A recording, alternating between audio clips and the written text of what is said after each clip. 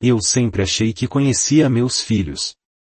Júlio, o mais velho, empresário metido a grande coisa, sempre de terno impecável, perfume forte e aquele olhar de quem acredita que o mundo inteiro está abaixo dele. E Marina, a caçula, influencer de aparência perfeita, sempre com o celular na mão, gravando stories e falando de energia positiva, mas que nunca teve um minuto de paciência para mim. Os dois tinham algo em comum, a vergonha que sentiam do próprio pai. Eu, Antônio, um velho pedreiro aposentado, mãos calejadas, roupas simples, e que nunca tive nada além da minha casa, a mesma casa onde eles cresceram. A casa que meu pai deixou para mim. A casa onde enterrei memórias, risadas, trabalho, suor, a vida inteira. E foi justamente essa casa que se tornou o palco da maior humilhação da minha vida. Naquela manhã, acordei com gritos na cozinha. Pai! Júlio berrava. A gente precisa conversar agora. Eu mal tinha aberto os olhos. Desci as escadas devagar, sentindo a coluna doer como sempre. Quando cheguei à cozinha, encontrei os dois de braços cruzados, impacientes, como se eu fosse uma criança atrasando o horário da escola. O que aconteceu? Perguntei, tentando manter a calma. Marina revirou os olhos. Isso aqui tá impossível, pai.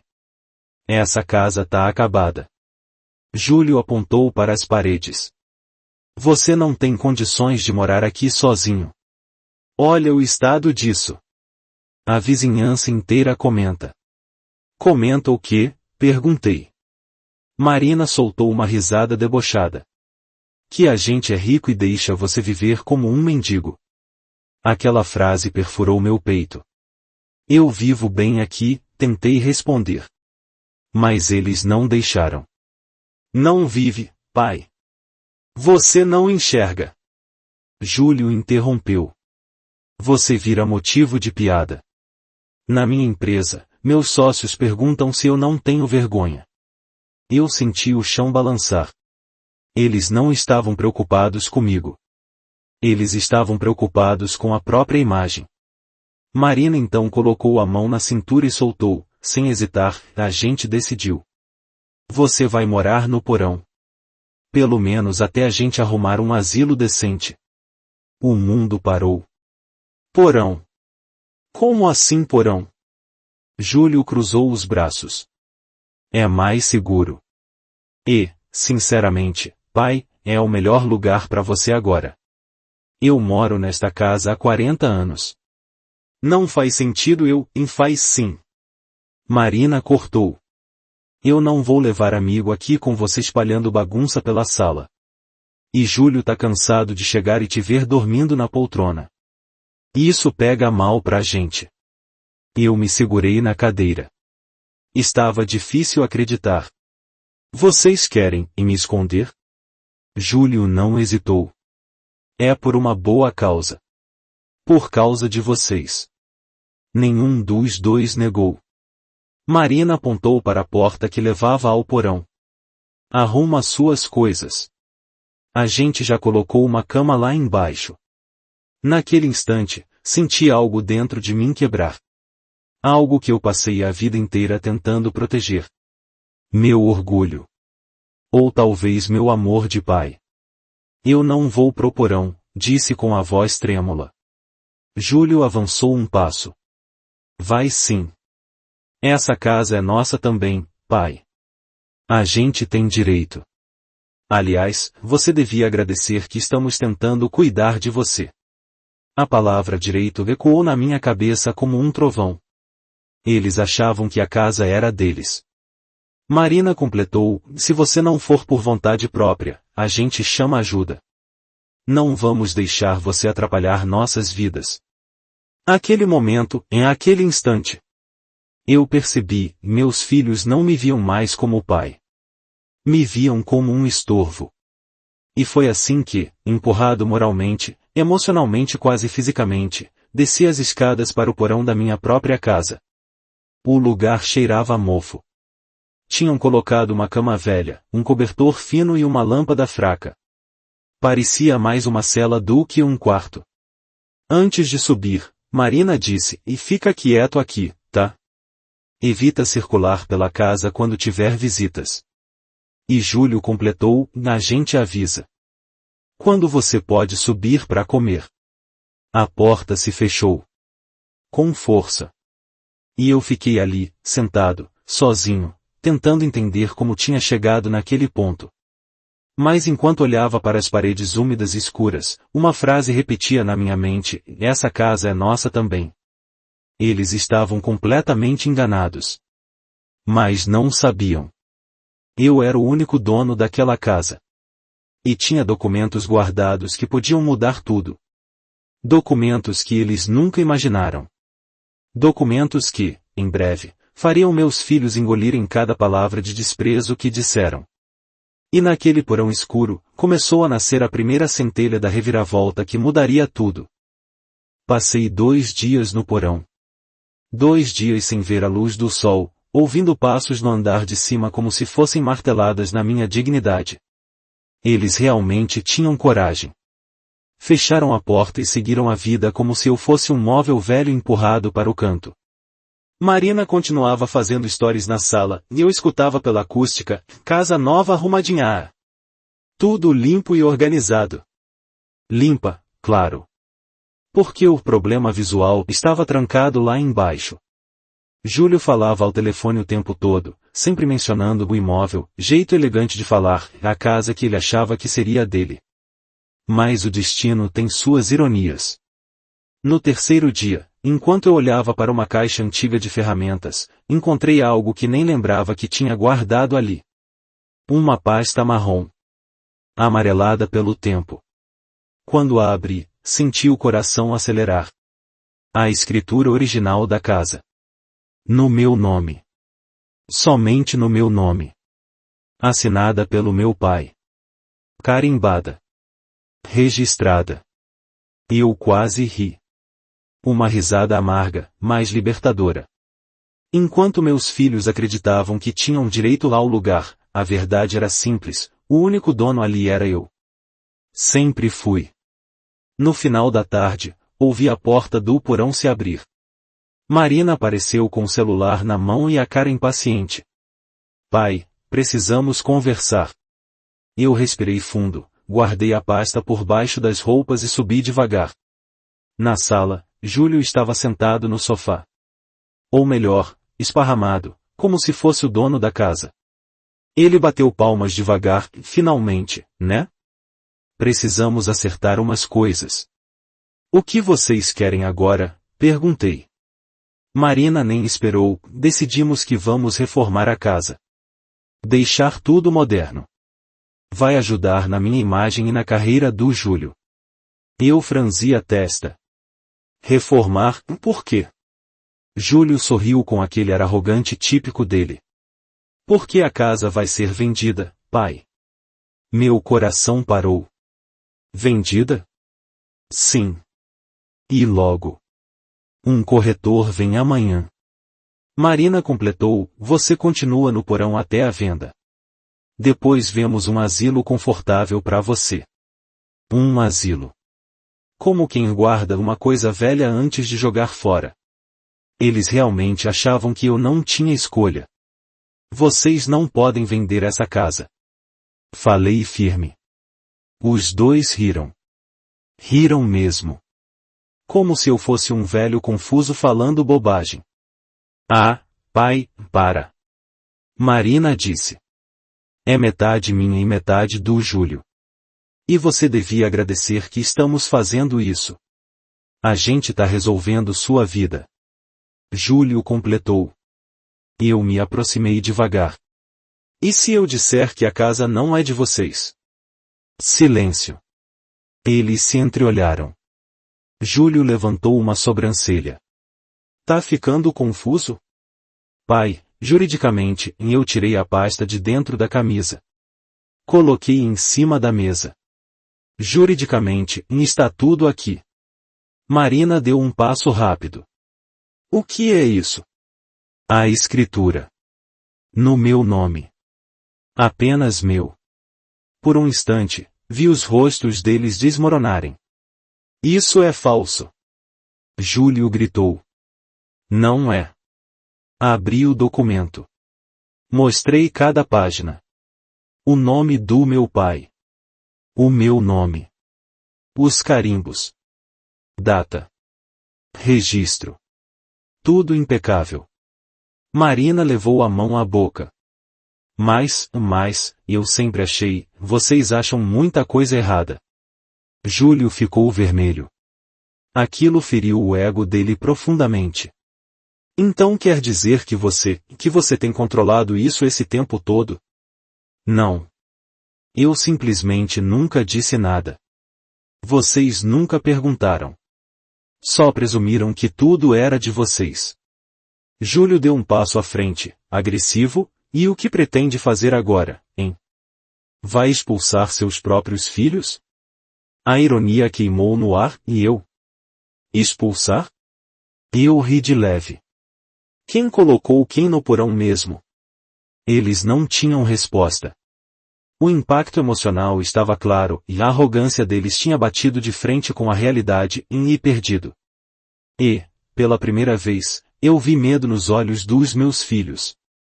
Medo de perder o que nunca foi deles. Eu respirei fundo. Amanhã, quem vai receber o corretor sou eu. Marina tentou argumentar, mas eu levantei a mão. E vocês vão aprender que respeito não se compra. Se constrói. Eles ficaram parados no meio da sala, chocados, sem saber o que fazer. A reviravolta tinha começado. E eles ainda nem imaginavam o tamanho dela. A manhã seguinte começou diferente. Não sei se era o silêncio da casa, se era o peso da noite que meus filhos passaram acordados, ou se era simplesmente o fato de eu ter recuperado algo que eles achavam que tinham tirado de mim, o controle. Quando subi as escadas do porão, a porta já estava aberta. Uma pequena diferença, mais que dizia muito. Na cozinha, Júlio estava sentado à mesa, camisa amarrotada, olheiras profundas e o celular na mão. Tinha passado a madrugada pesquisando algo, e provavelmente leis, direitos, maneiras de contestar o que viu ontem. Assim que me viu, tentou posar de superior. Pai, precisamos conversar antes do corretor chegar. Pois não. Puxei uma cadeira. Ele respirou fundo, como quem tenta manter a compostura antes de uma explosão. Aquela escritura, você tá enganado. Não é tão simples assim. Marina entrou logo depois, com o cabelo preso, sem maquiagem, em o que já dizia que ela realmente não dormiu. Eu a observei com carinho e tristeza, minha pequena, que um dia corria pela sala de fitinhas no cabelo, agora parecia um furacão prestes a desabar. Ela falou primeiro, pai, a gente só queria o melhor para você. Não queríamos te magoar. Trancar no porão é o melhor para mim? Perguntei com calma. Marina desviou o olhar. O silêncio dela foi a resposta. Júlio bateu a mão na mesa, irritado, você também não é santo, pai. Escondeu essa escritura todos esses anos. Escondi. Ou ninguém nunca se importou em perguntar. Ele ficou mudo por alguns segundos. Depois disse, talvez a gente tenha sido duro demais. Ok. Mas isso não muda o fato de que você precisa de cuidados. E essa casa vale muito. Você sabe disso. Eu entendi. Ali estava a verdade. Eles não queriam apenas ajudar. Queriam vender. Queriam dinheiro. Queriam aparência. E eu? Eu era só um obstáculo. O corretor chegou às 10h15. Um homem elegante, cabelo penteado para trás, camisa clara e uma pasta grossa de documentos. Assim que entrou, cumprimentou Júlio e Marina, e mais foi até mim para apertar a mão. Isso os incomodou visivelmente. O senhor é o proprietário, correto? Os olhos dos meus filhos queimaram. Eu confirmei com a cabeça. Claro, respondeu o corretor sorrindo. Já havia escritura. Tudo absolutamente regular. Júlio quase engasgou. Como assim já viu? O corretor explicou, o advogado do seu pai me enviou ontem à noite. O nome dele está como proprietário único desde a transferência original. Eu fiquei surpreso. Meu advogado trabalhou rápido. Muito rápido. Júlio ficou imóvel, como se tivesse levado um soco. Marina tentou recuperar terreno e mais tecnicamente, nós somos herdeiros. O corretor sorriu educadamente, mas com firmeza, herdeiros somente após o falecimento. E mesmo assim, depende do testamento. No momento, a palavra final é dele. Ele apontou para mim. A expressão dos meus filhos foi um misto de choque e desespero. E confesso, doeu ver isso. Mas eles fizeram a cama onde estavam deitando agora. Depois de analisar a casa, o corretor olhou para mim e disse, temos duas opções, reformar para valorizar ou vender no estado atual. Eu recomendo vender como está. O bairro valorizou muito. Marina abriu um sorriso, e não de felicidade, mas de esperança. Isso. É isso que a gente quer. Eu levantei a mão. Eu ainda não decidi se vou vender. A frase bateu neles como um balde de água gelada. Como assim? Júlio explodiu. Assim mesmo. Eu não decidi. Pai, você tá sendo injusto. Marina gritou. A gente só quer ajudar. Eu não aguentei. Há tempos queria dizer aquilo. Ajudar? Vocês me colocaram no porão. Marina ficou sem voz. Júlio tentou argumentar, por segurança. Por vergonha. Ele passou a mão no rosto, irritado. Você vai jogar nossa vida fora por orgulho? Eu me levantei devagar e olhei para ele como um pai que olha um filho que finalmente precisa ouvir a verdade. Eu dei a vocês educação, comida, teto, estabilidade. Nunca faltei com vocês. Mas vocês me trataram como lixo. Como um peso. Como uma vergonha. Marina começou a chorar, mas não era arrependimento. Era medo. Pai, a gente precisa do dinheiro, eu sei. Respondi. Mas precisar não dá direito. Júlio pegou a pasta da escritura e jogou na mesa. Então o que você quer? O que tá tentando provar? Eu respirei fundo. Que respeito existe antes do dinheiro? Silêncio. Denso. Pesado. O corretor, percebendo o clima, se retirou discretamente. E quando a porta se fechou, senti que era a hora da sentença final daquela manhã. Vocês não vão decidir nada nessa casa. Nem venda, nem reforma. Até eu dizer o contrário. Júlio apertou os dentes. Marina enxugou as lágrimas. Eu já esperava ódio, afronta e insultos. Mas o que veio a seguir foi bem mais perigoso. Júlio se aproximou, olhos estreitos, voz baixa, controlada, então prepare-se, pai. Porque se você acha que isso acabou aqui, você não conhece seus próprios filhos. Marina completou, se você não cooperar, a gente vai fazer do nosso jeito. Eu senti um arrepio. A guerra tinha começado. E eles estavam dispostos a tudo. Eu também. Porque agora, eu não era apenas um velho no porão. Eu era o dono da casa. E, finalmente, eles sabiam disso. A casa nunca pareceu tão grande, e tão hostil. Depois que o corretor foi embora, meus filhos começaram a circular pelos cômodos como predadores, e silenciosos, irritados, perigosos. Eu percebia pelos olhares, pelos sussurros, pelos passos fortes que eles estavam tramando algo. E eu estava certo. No dia seguinte, acordei com barulho de pessoas dentro da casa.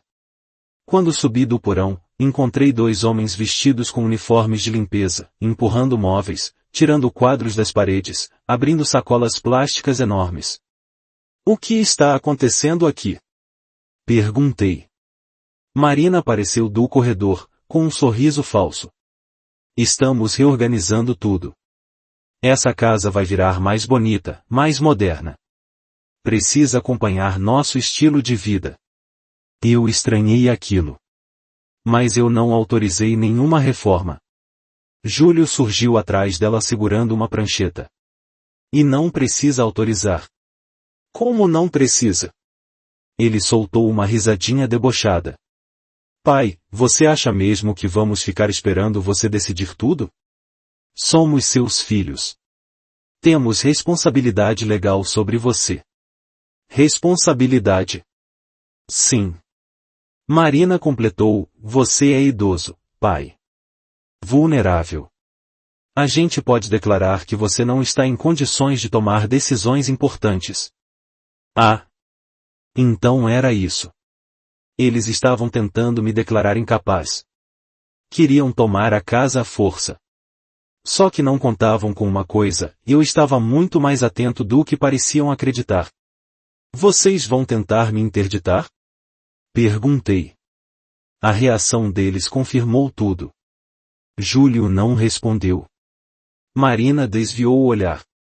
Não seria por mal, ela murmurou. Seria para o seu bem. Júlio completou, com aquele tom cínico. Para o meu bem ou para o bolso de vocês? Nenhum tentou negar. A discussão começou a esquentar. Marina cruzou os braços. Você está dificultando tudo. A casa precisa ser vendida logo. Temos compromissos, investimentos, projetos. Eu me aproximei dela devagar. Vocês têm vida de luxo. Eu tenho uma vida simples. E nunca pedi nada. Exato. Ela gritou. E agora você está atrapalhando. Aquilo me atingiu de um jeito que eu nunca esqueço. Atrapalhando. Era assim que ela me via. Júlio bateu a mão na mesa. Pai, você não vai complicar isso. Não vamos aceitar. E vão fazer o quê? Me jogar no porão de novo? O silêncio caiu como uma pedra. Eles sabiam que sim, e fariam de novo se fosse necessário. Eu respirei fundo. Sentia raiva. Mas também sentia clareza. Se vocês tentarem me interditar, eu processo vocês. Júlio deu risada. Por favor, pai, você acha que alguém vai acreditar em você? Eu tenho provas. Eles pararam. O clima mudou instantaneamente. Provas do quê? Marina perguntou com a voz trêmula. Do porão. De como vocês me trataram. De tudo. Eu abri a palma da mão e mostrei o celular. Eu gravei. A cor sumiu do rosto deles. Porque o que eu gravei não foi só palavras, e foram imagens, vozes, ordens, os dois me empurrando escada abaixo, dizendo que eu estragava a imagem deles. Eu não queria usar aquilo. De verdade. Mas eles não me deixaram escolha. Marina gaguejou, pai, você não faria isso.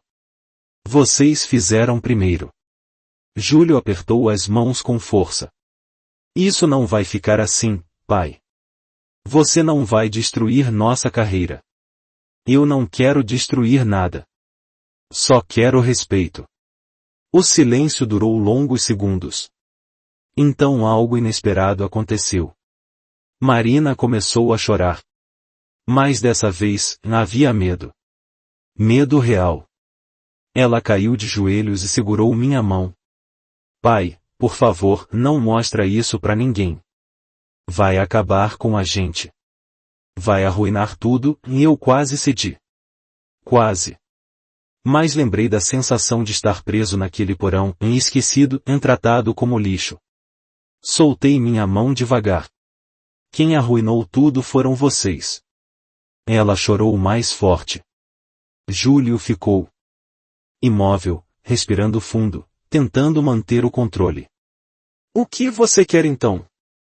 Diga logo. Eu olhei fundo nos olhos dele. Naquele momento, percebi que meu filho tinha se transformado num estranho. Quero que vocês saiam da minha casa. Eles arregalaram os olhos. O quê? Marina sussurrou. Vocês ouviram. Saiam. Hoje. A reação foi explosiva. Você não pode fazer isso. Júlio berrou. Eu permaneci firme. Posso sim. A casa é minha. E não quero mais viver com pessoas que me tratam pior do que inimigos. Marina chorava, implorando. Não faz isso, por favor, Júlio, por outro lado, explodiu de raiva. Então prepare-se, pai. Porque se você quer guerra, vai ter guerra. Ele puxou Marina pelo braço e a levou para o quarto. Mas antes de fechar a porta, ele disse, você ainda vai se arrepender de ter mexido com a gente. A porta bateu com força.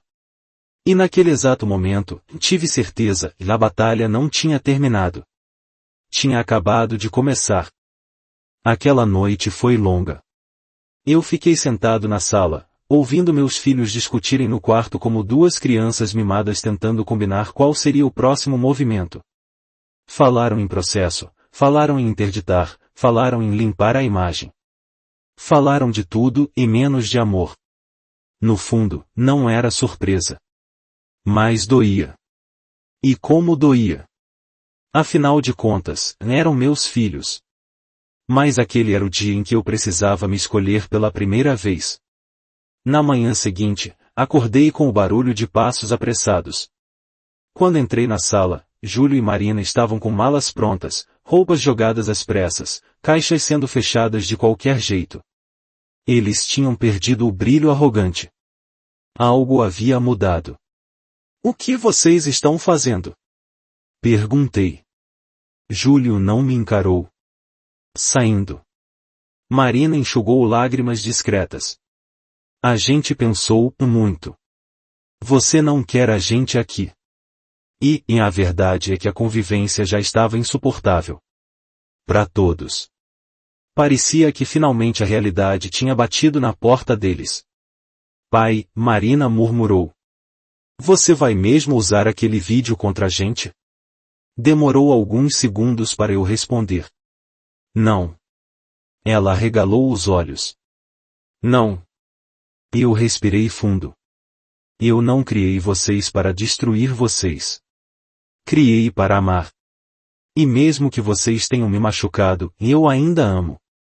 Marina chorou. Dessa vez, chorou de verdade. Júlio, por outro lado, permaneceu duro. Sempre foi assim, o mais orgulhoso, o mais frio, o mais resistente ao amor. Ele finalmente levantou o olhar e disse, e então por que está expulsando a gente? Porque amor não é aceitar qualquer coisa. Amor também é limite. Júlio mordeu a boca. Era a primeira vez que ele ouvia isso da minha boca. Continuei, vocês precisam viver suas vidas. Crescer. Entender o valor das coisas. E eu, preciso de paz. Por alguns segundos, ninguém falou nada. Marina então se aproximou, me abraçou apertado e sussurrou, desculpa, pai, e eu senti as lágrimas dela caírem no meu ombro. Depois, ela se afastou devagar. Júlio fechou a mala e parou diante de mim. O olhar dele estava pesado, não de arrogância, e mais de vergonha. Eu, não sei se consigo pedir desculpa. Então comece tentando ser alguém melhor. Ele abaixou a cabeça. Talvez um dia. E então, pela primeira vez em muito tempo, eu vi meu filho sem máscara. Só um homem perdido tentando descobrir quem é. Eles saíram. Sem gritar. Sem ameaçar. Sem bater a porta. Só saíram. E o silêncio que ficou depois não era um silêncio de abandono. Era um silêncio de recomeço. Semanas depois, a casa estava diferente. Mais leve. Mais minha. O corretor voltou, e eu decidi não vender nada. Pelo contrário, investi o dinheiro da minha aposentadoria para melhorar os cômodos, ventilar o porão, pintar a fachada e transformar aquele lugar num lar de verdade e não um esconderijo de tristeza. Josué, meu vizinho, me ajudou em tudo. E em cada parede pintada, em cada janela trocada, senti como se estivesse reconstruindo não só a casa, mas a mim mesmo. Um mês depois, recebi uma mensagem da Marina, pai, estou fazendo terapia. Queria que soubesse. Dias depois, recebi de Júlio, consegui um curso de gestão emocional. Talvez seja o começo. Eu olhei para as mensagens e sorri. Não porque eles tinham mudado, mas porque estavam tentando. E isso já era muito mais do que eu jamais imaginei. A verdade é que, naquele porão, eu achava que minha história tinha acabado. Que eu seria enterrado vivo na casa que construí. Que meus filhos seriam meu maior fracasso. Mas não. A vida me mostrou algo importante e, às vezes, a gente precisa perder tudo para recuperar a própria voz. E naquele dia, enquanto o sol entrava pela janela recém-pintada, eu finalmente entendi que a casa sempre foi minha. Mas agora, a vida também era. E pela primeira vez em muitos anos, senti paz. E um orgulho silencioso. De mim. Da minha coragem. Da minha história. E, quem sabe, num dia, induz meus filhos também.